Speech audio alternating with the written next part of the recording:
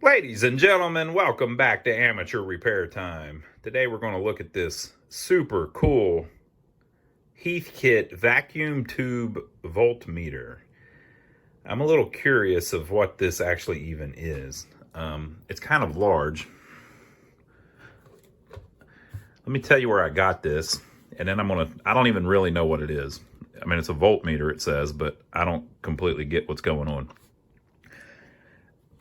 There's an antique shop here in town that's huge. It's the size of a Walmart. It's that big. And it's one of these things where they've got antique vendors in there, you know, and they're open 7 days a week. And amazingly enough, 80% of the stuff that's in there is antique. So that's where I get a lot of this stuff. Probably a third of this stuff I've bought there, right? So there are 3 or 4 vendors in this place that get interesting stuff like this from time to time. There's one vendor in particular that I get good stuff from all the time. To me, this is really cool. I mean, this is like, holy crap, what in the world is this? I don't even know what it is, but I saw it sitting there. Now get this. Just imagine what's going on here. I'm walking through the place.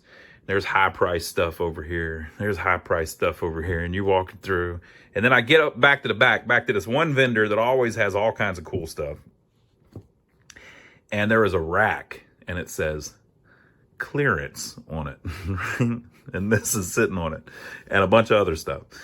And so it was clearanced out. Now, they didn't have this before, because I go by there every couple weeks, and this has never been up there. It said clearance, and it had a little tag hanging on it. $5. I couldn't wait. But I couldn't leave yet because he had like 3 other things that I wanted too. So I got like 4 things. I'll do videos on them too. But I have plenty of stuff to do videos on. Don't worry about it. But I saw this. I don't even really know what it is. It was $5. That gentleman, a lot of times, if he sells old electronics, the prices are okay if the stuff works. If the stuff does, basically everything he sells works. So the reason this was clearanced for $5 is either A, he didn't know what it was and didn't know how to test it, or B, it's broke. Hat tip to my brother Joey. It's broke. So it might be broke, but the thing is, I don't know what it is. So let's check it out. I'm sure a lot of you probably know what it is just by looking at it. But I'm a little confused. So it's got a couple probes. Negative and positive, I would suppose. And it plugs in. It's made by Heathkit, which we all know made cool stuff. And it says Vacuum Tube Voltmeter. So what's throwing me for a loop is the vacuum tube part. So I don't know if they're saying that you measure vacuum tubes with it, or if they're saying there's a vacuum tube in it. It could be either one, really, you know. So I don't know. So let's see if we can figure out what it is, and then we'll see if it works and if we can test it. It says movement made in the USA by Weston. I've had some other instruments that are made by Weston, where at least the gauge, you know, that says movement, so I guess that's what the part they made. In Benton Harbor, Michigan. That must have been where Heathkit was. So Heathkit, as I understand it, was mainly stuff that you built yourself. That was the kit part of it. I don't know if this would have been one of those or not. The Heath Company. So let's see if we can tell what any of this is. There's a gauge at the top that says ohms, 0 to 10, 15, keeps going. Actually goes up to infinite. Okay.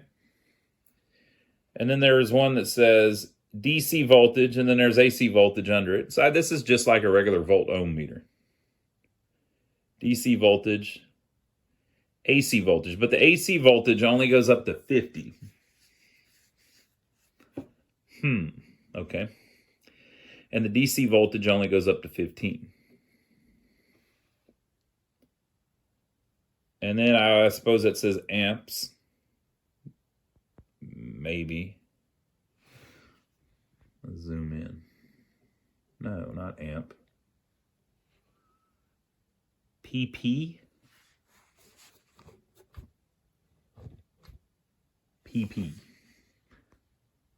I have no clue. I don't know what. I can't phrase this properly. I don't want to get demonetized. 15 RMS. P2P 50 RMS. Peak to peak? Huh? Is that it? I don't know. Okay. And then under it, minus dB and dB plus, or is that decibel? That's the only dB that I know.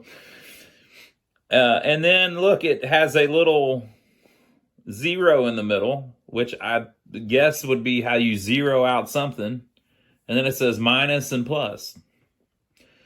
Okay, now down here, this little screw usually is how you zero something out, or I think, you know. All right, and it says 0 adjustment. 0 adjustment. And this says ohms adjustment. So let's see if I turn the 0 adjustment without it being plugged in, if anything happens.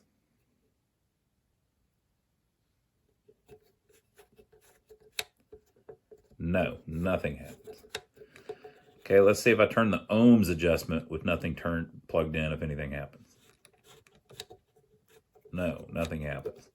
But you saw a second ago, if I shake it, the needle does move. If that means anything. Okay, and then down here we have common. Ooh, there's 3 probes. Okay, common, DC,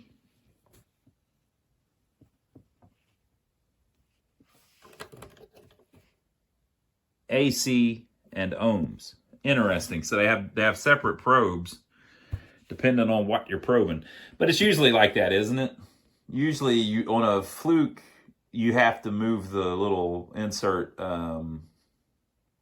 No, you can do DC, AC, and ohms on the same one. You move it for amperage. So I don't know. Okay, and so the adjustment says AC off.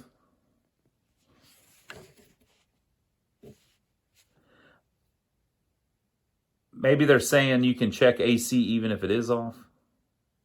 Or are they saying that the AC going to it is turned off here? I don't know. It's weird. And then I would assume that's to test AC voltage. That's to test DC negative voltage. That's to test DC positive voltage. And that's to test ohms. I don't get why you would test DC negative voltage. I mean, I know there is negative DC voltage. But usually,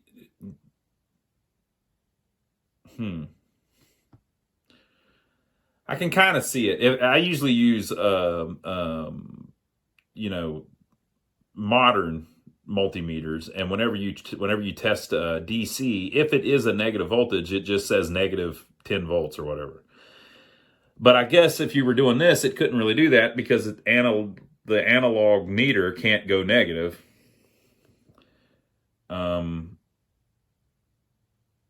You could probably do the same thing by reversing the leads, but maybe not. I don't know.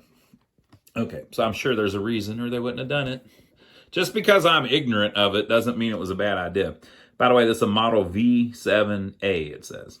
Okay, now here's the one I completely don't understand. What are they showing us here? So it says 1.5 volt RX1. Are they saying 1.5 volt? I don't get it. 5 volts is RX10. But that's not 10 times 1.5, so resistance times 10 maybe. Okay, and then 15 volts is RX100, but 15 is not 10 times 5. 50 volt is RX1000. 150 volt is RX10K. 500 volt is RX 100K. 1500 volt is RX 1 meg. So I guess what they're saying is if you want to measure, for instance, 150 volts,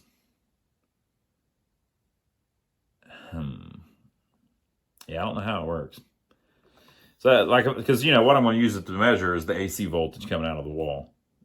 So I would assume this would be 150 volts, but then which meter is it going to use? Because if it uses AC, I got to do some math, don't I? So instead of making this 50, I would have to make that 150, which means 25 would be 75.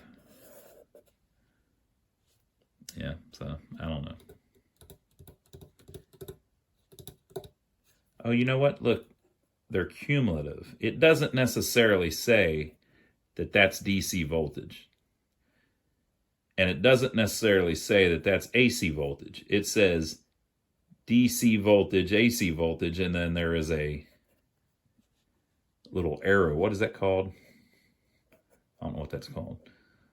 But it's showing you that you can use either meter, which makes sense, really, because, you know, the needle's just going to go to whatever, and then you can read it however the hell you want. So let's say we set it on 150 volt, which is R times 10K. I think the R times 10K is probably just going to be used for the ohms. We'll figure that out. So let's say 150 volt. So if it went up to 5, if I looked at the top thing, that would mean 50 volt. So in that instance, I would just use the top reading and ignore the bottom one. And then let's say I put it up here to 500 volt. Well, in that instance, we would use the bottom meter. So 20 would be 200. And let's say I put it up to 1500. Well, now again, you could use the top one, and, you know, 400 volts would be right there. And if we went back down this way, yeah, so it's all either 15s or 50s. So let's say I did 5 volt. Yeah, that would work too. That's 5 volt. So actually it would work pretty good, wouldn't it? That's kind of cool. Okay, so let's see about the resistor. So if we had it on RX1, I think they're just telling you that the ohms is whatever it says. So that'd be 10 ohms. So if I go to here, that same reading would be 100. Here it would be 1,000. Here it would be 10,000. Here it would be 100,000. Blah, blah, blah, blah, blah. Yeah, okay. So that makes sense, actually. All right, that kind of solves that. Okay, so the vacuum tube voltmeter part, though, I guess would have to mean that there's a vacuum tube inside of it. So let's see if we can figure that out. I've got some other Heathkit stuff, and they have similar cases. You want to see something just nice, too. Look at that. Look how freaking cool that is. Okay, so it looks like we've got 2 screws, and then there is a nut there, but we'll just take these 2 screws off because it looks like there's a plate that's going to come off the back if I take those off. Holy crap. Okay. So there are the 3 jacks. It all looks pretty good. Doesn't look like anybody's ever been in it. And then there is a whole stack of caps. On this rotary knob here, which is the one that lets you adjust the 1 times, 5 times, 10 times, all that stuff. I suppose those are caps. It says 20K, that wouldn't be a cap, that'd be resistor, wouldn't it? Maybe that's just a very nice resistor. Or maybe it's a very bad resistor. I don't know. I haven't seen anything like this before. This is amateur repair time, people. This is not professional repair time. What a hell of a creation that thing is. Look at that. What in the world? Okay. I like it a lot. That looks like some kind of potentiometer. That's probably to calibrate it. I better leave that alone.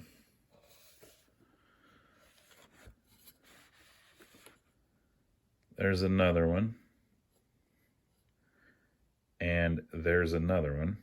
And then there are 2 tubes. And then there is a freaking D-cell battery, C-cell battery.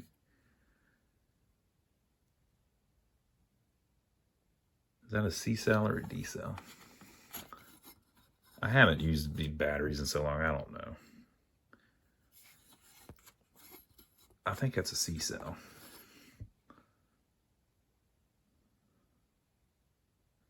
Yep, C-cell. A C-cell battery. So the tubes are a 12AU7 and a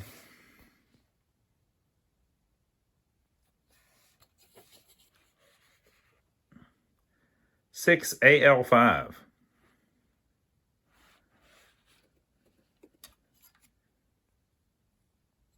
You know, for all the talk where lately we say, you know, a lot of us are saying we want to buy stuff that's made in America, made in USA. I know we have a lot of viewers that are not American.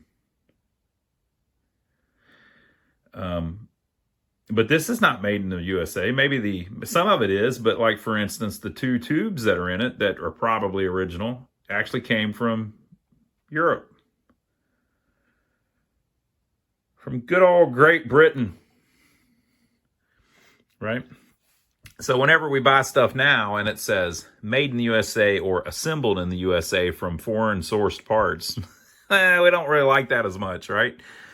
But it's nothing new. They were doing it back then too. It's just, I guess, the country we're buying it from has changed. There's certainly a big difference between China and Great Britain. Let's see if this looks damaged.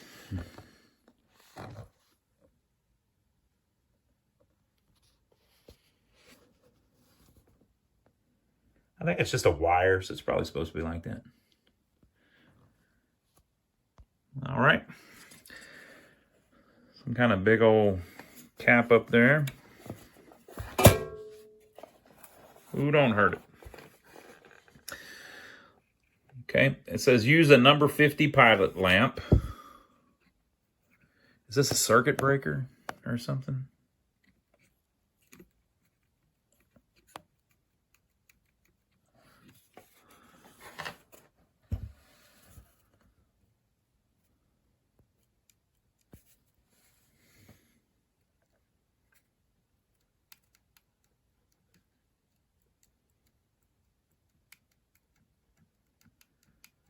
I think we might have found what was wrong with it.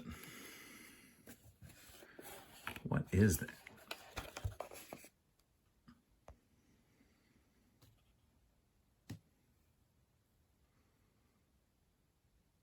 Yeah, I have no idea what that is.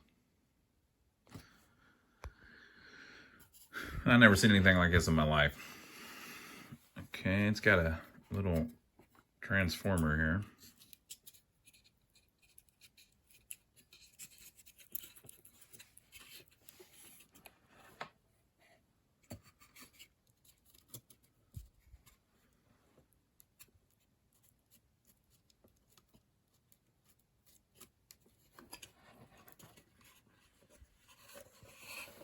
I'm trying to get it where you can see it. I know that's on there all right. It's a little threadbare for me, but it's okay. That's the lamp, maybe? Yep, probably the lamp. That's why it's telling you right there about using a number 50 lamp. If I can keep from catching it on this towel. rosin core.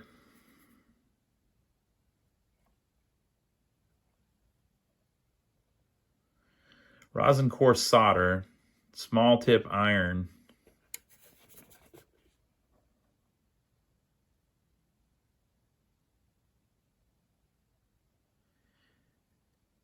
Is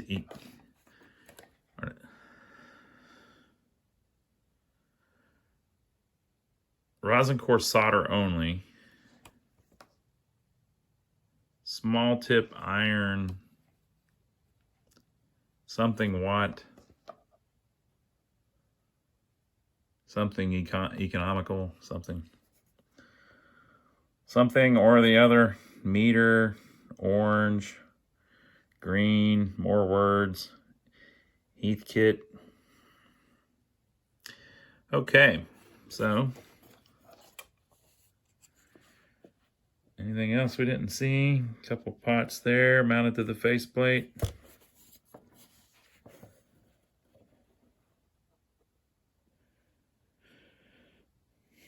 Okay, there's not a bunch in it that, I mean, there's a lot of resistors to test, obviously. I wonder if these are a certain type of resistor that's very accurate, and that's the reason that they look like that. We'll test a few of them. The little cardboard sleeve doesn't move. I was thinking maybe it would slide around, but it doesn't.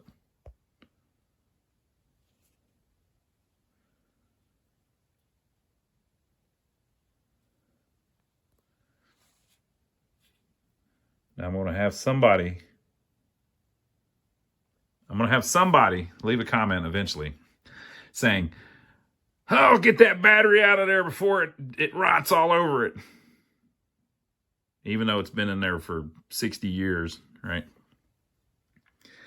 Okay, so yeah. So I think the first thing we'll do is I'll get the multimeter and start testing some of these resistors to see if any of them look wildly out of spec. I would not be surprised if this thing halfway works the way that it is. You got that big cap there. You know, are y'all scared? I ain't scared.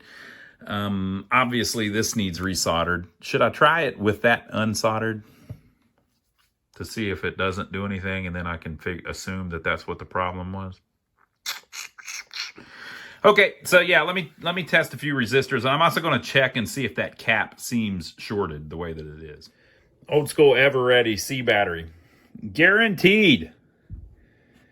If flashlight is damaged by leakage from this battery, send it with batteries to Post Office Box 6056, Cleveland, Ohio, and we will mail you free a new flashlight of equal value with batteries. So what I need to do is just get a really nice flashlight, put this battery in it, you know, find one that's got all kinds of damage, and then mail it to that P.O. box and see if they'll still send you one. All right, so I'm measuring these resistors, and they're actually incredibly accurate, which makes sense because it's in a meter. So I wonder if they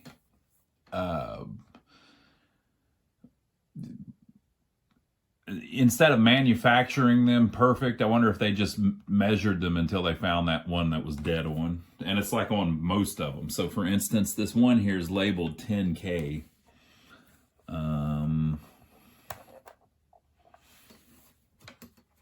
Yes, I'm using a vintage fluke. So this one here is labeled 10K, and so it's measuring, if I can get to it. And I want to ask y'all a question about the tube. So 10K.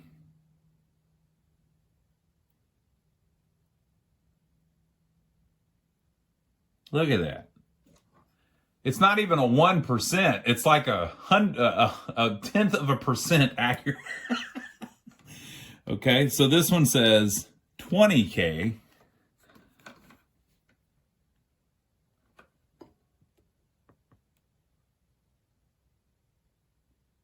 Look at that. I mean, this meter might be off more than that. That's crazy. That is nuts. So everyone I've checked is like really freaking dead on the money. Just nuts. Okay, so here's my question to you.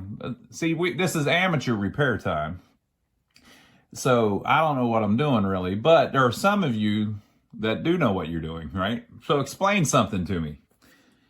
If this is a meter, how in the hell are they using tubes in it?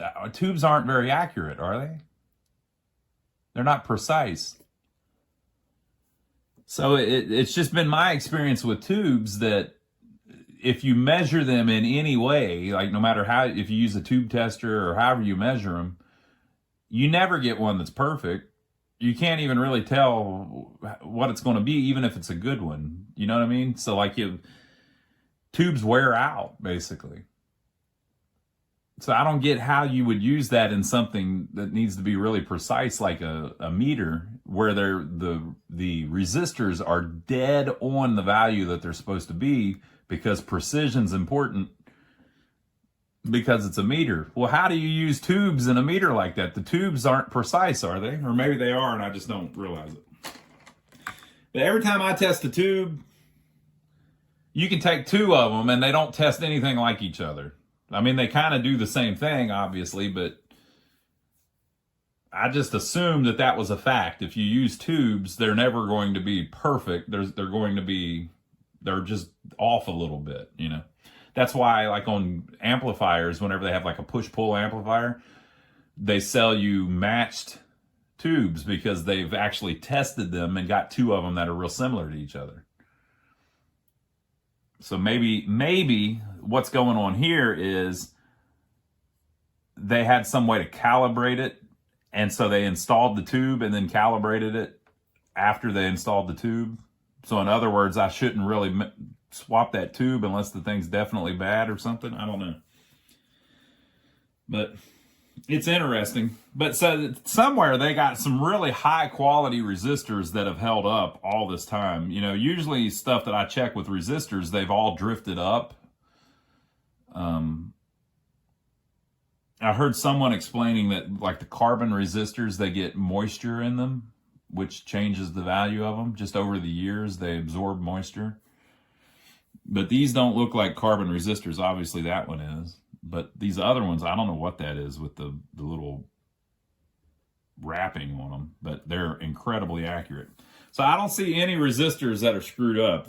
I don't think I tested every single one of them, but I tested 90% of them, and they're all dead on the money. Okay, so I think next, I hate to do it, but I kind of want to leave the two caps in it. It's vintage, you know? And so I've got this 0.01 that's hid down in here. See that?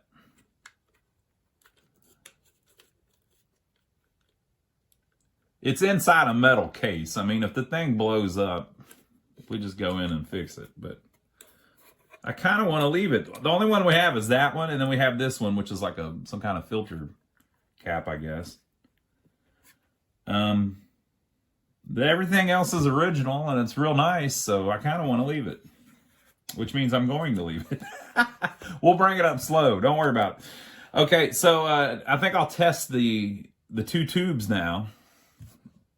And if I get even close to a good reading, I'm just going to leave them. I'm going to put a new battery in it, and we'll go from there. I guess I don't need the battery, though, because that's only used, I believe, if you don't use the AC. Maybe I should research it after we test the tubes to see. You know, it might be smart to just leave the battery out. Or I guess I could just put it back in there to keep it original. You know, I mean, I'm not going to use the thing, really.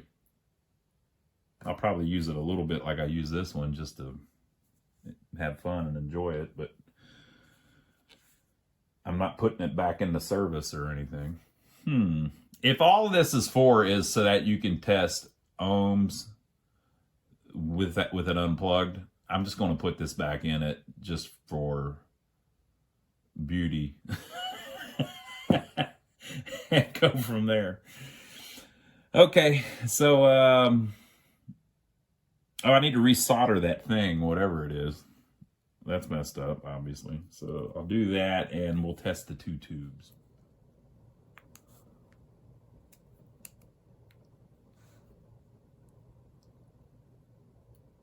Okay, come on now. There ain't no way to bat. I can't. Come on now. This is ridiculous. So our first tube is a 12 AU7.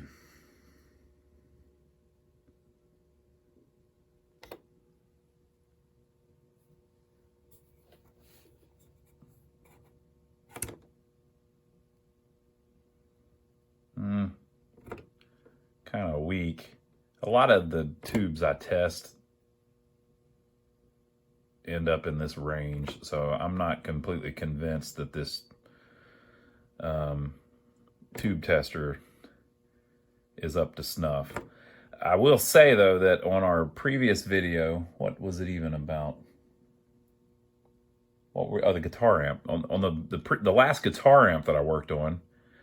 All of the tubes were nice and hot. They all came way up here on this tube tester. So, I don't know. This tube is a 12 AU7.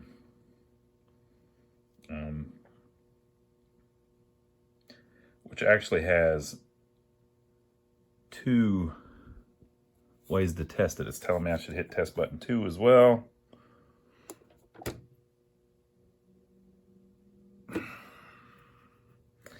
Yeah, I don't know. Not sure about that.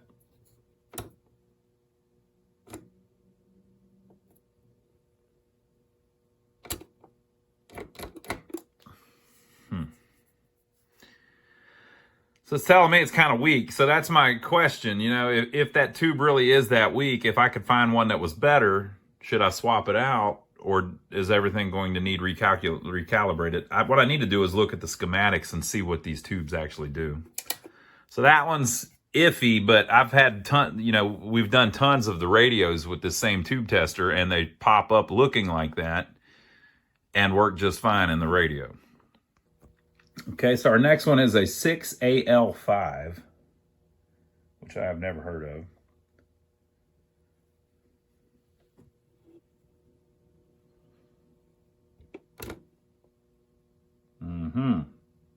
Well, that doesn't give me much confidence in the other tube. The tube tester, I don't know. Seems to be working to me. What can you say? I don't know, people. You know, you can't doubt your tools. Oh, look, it's been calibrated. Let's see here. It's probably calibrated recently. Now, I got this off of a gentleman that passed away who had a bunch of radio stuff and tubes and test equipment and stuff, and we bought a whole, like, his entire setup from his son. And this was his tube tester, right? We did a whole video on that if you didn't see it. So let's see here. It was recently calibrated, I'm sure. Let's see. Back in,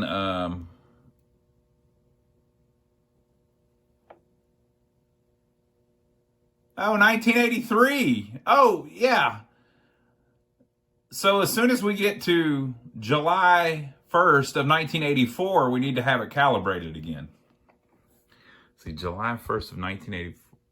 Oh, that was 40 years. Oh, man. Oh, this probably. All right, so I set it up for the second test. And. All right, so I'm confident that one's good. Not so sure about the other one. So let me see if I can find the schematics for this thing and see if I can tell by the schematics what the 2 tubes do. Maybe that will answer my question of whether or not they have to be 100% or 50% will work. All right, so this is one of those things that, of course, the manual is on the internet. Probably lots of amateur repair people have had this Heathkit, or they actually built the kit back in the day, and so these schematics exist. So here's some of the information. Now, I know what some of you are thinking. Oh, why didn't you read the manual first? Well, it's because I'm trying to learn by just messing around with it and see what I can figure out. And then, to me, it's interesting if the video shows me not knowing things and figuring it out as I go. That makes the video 4 times better, in my opinion. Anybody could just read the manual. Come on, people. Come on now. Okay, so look at this circuit. It says balanced bridge, push-pull using twin triodes. So one of those tubes, they are using as a push-pull, but inside the tube itself. Like it's got, 2 triodes inside the tube, which is cool. I guess that makes sense. Seeing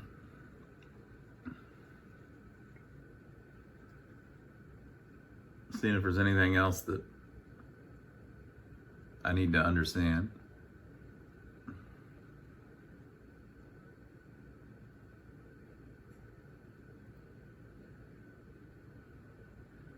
It says it was the first kit that had a printed circuit board from them. 112AU7 twin triode meter bridge. 6AL5 twin diode full wave rectifier. Okay, so the one is just a rectifier, and that's why we got such a strong reading on it. The rectifier tubes, they always do that. They just they peg basically, And so anytime I test something that's not a rectifier, about the best I've ever seen is like 60 on that meter. Okay, this kind of stuff's priceless. So I'm reading about the maintenance, and it says, electrostatic charge. The polystyrene meter cover has been treated to resist an accumulation of static electricity. However, should a static charge accumulate through repeated polishing or cleaning of the meter cover, the pointer will deflect in an erratic manner, regardless of whether the instrument is turned off or on. This condition can be quickly corrected. Here's all you got to do, people. Obtain a small bottle of Glim, a commercially available dishwashing detergent. Apply a small quantity of Glim to a clean, soft cloth and wipe the surface of the meter cover. The accumulated electrostatic charge will immediately disappear. It is not necessary to remove the cover for this correction. So we just need some Glim. All right, Glim. Let's see, Glim. Nope, that's not it. That's not it. That's not it. It's Glim. Let me see if I can find it. Oh, they've never heard of Glim. Oh, I must be a crazy person. Why do I keep coming in here asking them for stuff? I am never coming back to this place tonight. Okay, so read this crap. So they're telling you how to calibrate it. Listen to this. This is exactly what I was talking about. Set the selector switch to DC plus. Check operation of the 0 adjust control. Turning this control should move the meter pointer to approximately half scale or slightly less.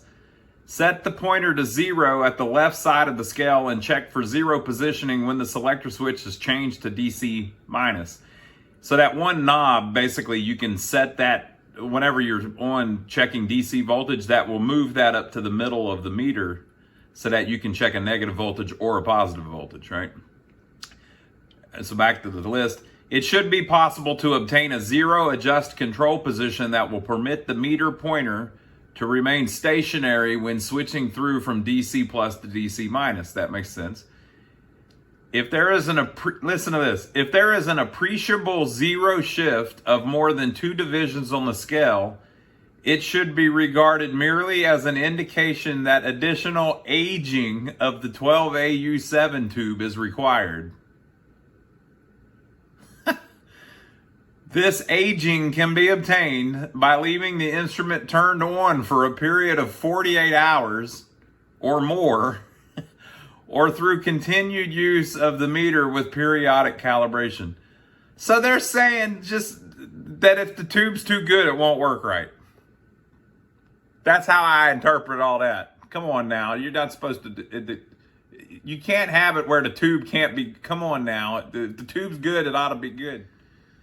It is recommended that the tubes be aged before final calibration. This is accomplished by keeping the instrument turned on for a period of at least 48 hours. Final calibration should be done in the same way as the initial calibration. Careful calibration will result in a more accurate instrument. If a standard AC meter is available, it is desirable to use such an instrument, preferably at a voltage near full scale on the meter, as for instance 140 volts or 40 volts on the 150 volt or 50 volt range respectively. One of the major advantages of kit form instrument construction is that the kit builder becomes thoroughly familiarized with calibration procedure and is therefore in an excellent position to periodically check the meter's operating accuracy instead of assuming the usual factory instrument calibration is still valid. Well, that explains it. That actually makes a lot of damn sense if you think about it. It's a kit, so they're saying, yeah, well, whenever you get done with the kit, you need to set the AC calibration. And while you're at it, when the tube wears out a little bit, set it again. It makes complete sense, actually, if you think about it. Please bear in mind that any fresh stock flashlight battery will actually measure 1.55 volts and can be used for calibrating purposes. This is amazing. The battery supplied with your meter was individually checked for proper voltage and marked accordingly as a precautionary measure. It is evident that it will not be necessary for the kit purchaser to obtain a special calibrated battery from the Heath company when battery replacement is required. Any standard brand fresh stock battery will serve the purpose. Wow. I think now most of them are 1.6 though, aren't they? But I can check it with another meter. So it's showing you how to calibrate. It's actually really easy. They're saying, I'll read that real quick. This is how they want you to calibrate it.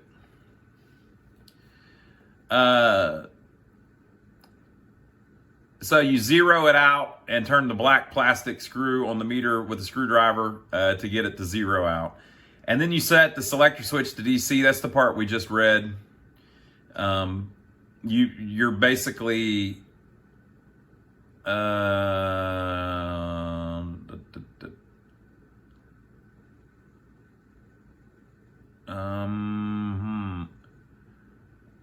set pointer to zero at the left side of the scale. That's actually using the knob on the front. Okay, calibrate. Insert the common and DC test leads. Set the selector switch to DC positive and the range switch to 1.5 volts. So this is on DC. Connect the test leads to the calibrated flashlight cell, or just a battery that you know is 1.6 or whatever. And adjust the DC calibrate control so that the meter pointer falls directly over the very small red dot on the meter face. Approach the red dot going up scale by turning the screwdriver calibrate control and watch the meter read 1.4 volts and 1.5 volts and then the red dot. So the red dot would be at 1.55. They just told us that. As soon as the red dot is reached, stop turning the DC calibrate control. Okay, ohms check. Now, this meter is one of the ones that I was correct. You can't use, I was backwards. You can't use AC to check the ohms on this meter. You have to have the battery in it. And so it says, basically just check the resistance. It doesn't tell you how to set that. It doesn't say anything about set ohms adjust for full scale infinity. Okay, yeah. It doesn't tell you how to calibrate that actually. AC calibrate, temporarily remove AC ohms test lead. Listen to this one. Set the range switch to 1.5 volts and selector switch to AC. Adjust the AC balance control. That's one of the 3 pots inside. So no movement is noticed in the pointer when switching from AC through DC negative or DC positive to DC positive. So you just turn that calibration pot until the needle doesn't move as you move it around the meter, or as you turn that pot. Now set the range switch to 150 volts and the selector switch to AC. Reinsert the AC ohms lead and connect the 2 lines to the 117 volt AC line. Adjust the AC calibrate control until the pointer indicates the line voltage. And it mentions here in other places, I think I read it a second ago, that basically you want to calibrate it with the highest voltage that you can. So they're basically just trying to get the end fine, and then they assume that the lower part will be fine. So I like it. It's a pretty cool way to do it. This would have probably been really fun to build back in the day. Okay, so it's saying, in case of difficulty, check the tubes. If possible, check tube performances in the meter circuit by substitution with tubes known to be in good operating condition. Tubes used in this meter do not require special selection, and their replacement should not present a problem. Well, there you go. That's the answer to all of my questions. All right, so I've got it plugged into a amp meter, into a Variac, and I've brought it up to 35 volts.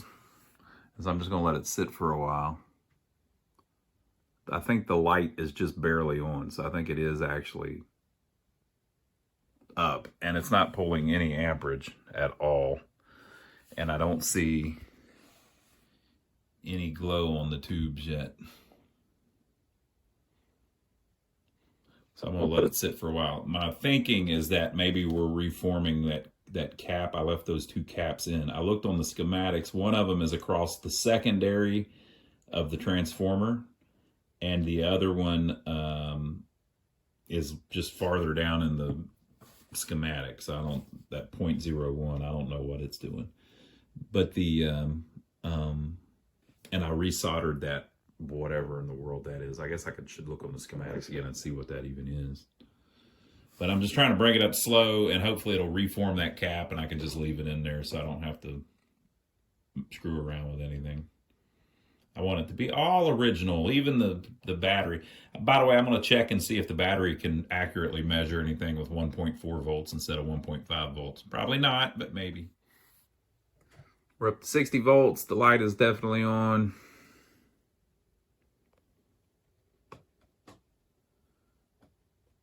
I do not see any heater glow in the tubes yet. Okay, so I brought it up on the amp meter. It's not using hardly any power at all. It's very low current running through this thing. Whenever after it warms up, I cannot get the needle to move at all. So that is not a thing. So we've got problems. So this is an interesting little setup. Basically, they're running the power into a transformer, and then one side of the transformer and one of the secondaries lights the pilot lamp, and then also the two heaters for the two tubes. And then the other side, this is a really weird setup to me, at least. I mean, I'm sure it's genius, but I've never seen anything like this. Basically, it's about 130 volts, but then it runs through that selenium rectifier there, and that pops it up. So see how it says 70 volts positive? Look what they've done. That's 70 volts positive, and this is up to 85 volts negative, they say. And they've got the ground from a resistor into the middle of this resistor string here. All right. So if you measure from this side to this side, they're saying that you can get up to 155 volts. It's actually a little higher than that. But you see how they're telling you it can be 155, and it's 150 volt capacitor. So that's a little shaky, right? But it's actually, in reality, it's a little higher than that because you have higher wall voltage than you used to. It used to be 117, now it's like 127 or something. So that's all bumped up. So instead of getting 155 from side to side, I'm getting more like 170 from side to side. The selenium rectifier is working perfectly, and I think it's because there's hardly any current running through it. It's just such a low amperage setup that it's survived all this time. But with that said, nothing's working. So if I measure from the negative side of the cap to over there, I'm getting like 170 or whatever. If I measure from ground to there, I'm also getting like 170. So there's something wrong, there's something going on. And if you looked earlier, we had to resolder the rectifier, And I was thinking, well, it's because it's large, it fell apart, or you know, it bumped loose or something. But then I remembered this is a kit. Somebody put this together. So there's probably bad solder joints all over the freaking thing. So here's what we got. It's not great, and you know, it could just be that over the years we've got cold solder joints on all of the old solder. We don't know what type they used or anything, you know. So I'm going to reflow every one of these. You could remove all the original solder and put new too. That wouldn't be a bad idea. But I'm going to reflow all these and see if we get anything different. And then I'm also going to clean all of the pots and everything. So let's see if that gets us any different whenever we plug her up. I've been using this contact cleaner. I had somebody leave a comment saying that stuff sucks. That's just some stuff that I've had around. I got that at Lowe's years ago. Whenever I run out of that, I'll get some better stuff. I'm probably not going to get the $100 super nice stuff though, but I'll get something better than that. Okay, so I resoldered everything and put the board back. I was thinking, you know, since it said in the manual that this was the first Heathkit with a PCB in it, maybe whoever built this just wasn't good with PCBs yet. Or maybe since it's been 60 years, the solder just changed, you know. I mean, it deteriorates after a while. You need to reflow it or replace it. There were some pretty shoddy solder joints in there, but I don't know for sure that there were any that weren't connecting. I cleaned all of these with the contact cleaner. There's actually 5 that are like semi-sealed that have a shield on them. And then on this stack, there are 3. And then on this one over here, there are also 3.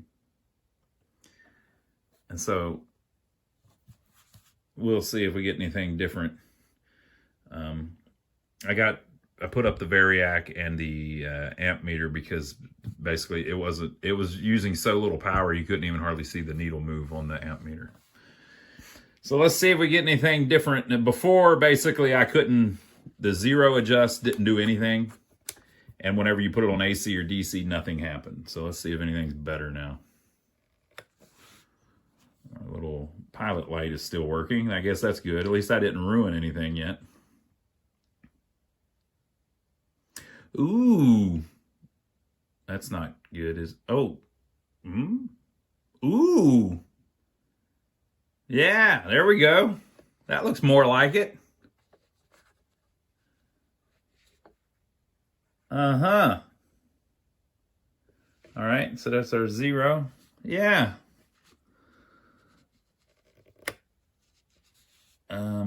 DC minus and DC plus. Those are supposed to jump up here whenever it does that, aren't they?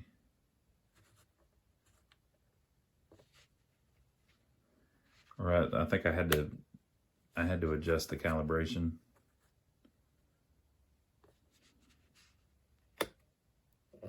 I don't know. I don't want to mess up I think it needs calibrated. But we're a lot better now. Let's see what the ohms. Oh, the ohms isn't going to work because I don't have the battery in it because we've got the top off. Okay, let's turn it off. And I'll work through the calibration real quick. Well, I guess I can put it back together and then we'll work through the calibration because I kind of need that. I think we need the battery in there to do the calibration. I'm not going to put this one in. I'm going to put a new one in. Energizer. Those probably never leak. Okay, so measuring my power here with the other multimeter, I actually have it running through a surge protector and some stuff. We've got, according to this meter, 122.8. So that's what we're starting with. I've got it sitting warming up. We'll see if we can calibrate it. So 122.8 starting off. Okay, so the first thing it says to do, if you read the manual, is to, when you're on DC minus, you should be able to set the 0 adjust up to the middle or almost halfway. I can go a little past halfway, so And then it says, set it to 0. Oh, wait a minute. I think it says switch to plus and then set that to 0. But it basically says that you should be able to set it to 0 on the left. And whenever you switch from DC minus to DC positive, it barely moves, or it shouldn't move.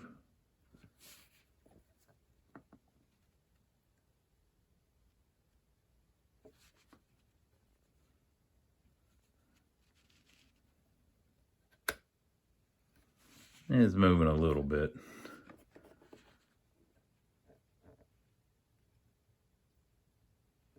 Maybe we can split the difference.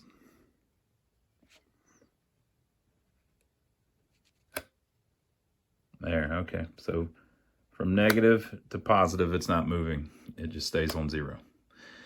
So that's the first setting. So that isn't even a setting. That's just basically you're checking it.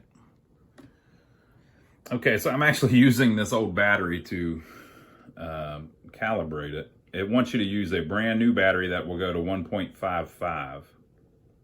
But the problem with that is the new batteries I have go up higher than that. They're like 1.6 and 1.65. This battery measures 1.425 on my other meter. And without even calibrating it, it's saying that it's 1.425 or something like that. So whenever I clean the little pots, I just put them back exactly where they were. So apparently the DC one is pretty dead on. So we're going to just leave that one. So DC appears to be working. We'll check it again here with a new battery here in a minute. So next we need to do the AC balance. Okay, so this one's a little different. So basically, with no leads in, that one's in, but it's not touching anything. You know, we had the DC where DC minus and DC plus, it doesn't move because of how we've got the 0 adjust set, right? So when you switch to AC, it moves. So to fix that, you turn the AC balance, which is basically how they make up for the tube being worn, I think. So they want you to adjust it to where when you turn it through DC, the needle doesn't move. So we're at AC now. DC minus. DC plus. I think I've probably got it pretty good, but maybe we're a little low. Look, folks, it's amateur repair time. Not professional calibration repair time. Okay, so that's zeroed. DC minus, DC plus. I'm probably not going to get it any better than that. That's probably about as good as I'm going to get it, okay? All right, so to calibrate the AC, we are going to use its own power. So I've got the test clip hooked to the neutral, and then I've got the AC lead hooked to the input. So I measured it. We're at 122 point blah, blah, blah. You saw that. So this is telling me, since we're on the 150 scale, we're using the 1 through 15 scale there. It should be up at 12. The first hashtag, the first hash past 12 hashtag. Can you believe that? Oh no, I'm getting modern. I accidentally said some word that somebody invented 10 years ago. I'm not proud of it. All right, so I should just be able to turn her up. Ooh, there we go. Hope I got enough play.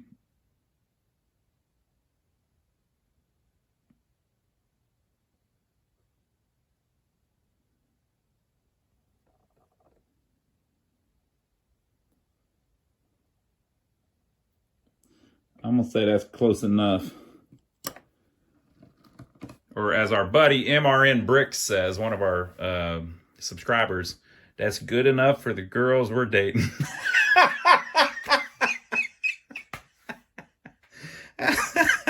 That's ridiculous. I can't believe he says that. He shouldn't say. Okay, so I'm testing the ohms meter, the ohms part of it. You know, remember there's the battery in it.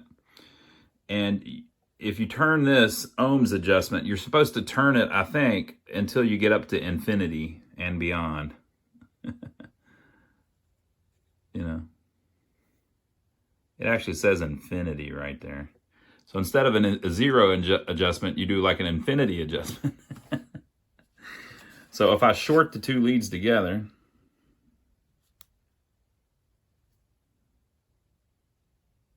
it says 0 ohms. That's how we want it. And look what I have here. This is a 22K resistor.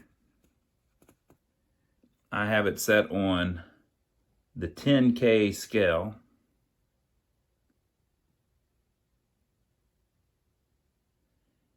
And it's saying 2.2 or pretty close. That's close enough for me. That's good enough for... I'm not going to do that again. All right, so the best I can figure out on the negative, I'm just measuring a battery backwards.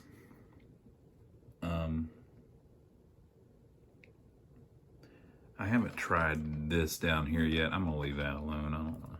So I'm just basically, I've got the leads reversed on the battery. So it's telling me 1.69 on my other meter. This one's a little high. That's probably 1.78 or something.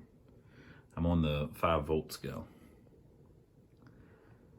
So it's pretty close. I could probably, since you know you were supposed to calibrate it with the 1.55 battery, and I calibrated it with a 1.4 battery, which isn't quite as much of a scale. So I probably should have used something a little higher voltage.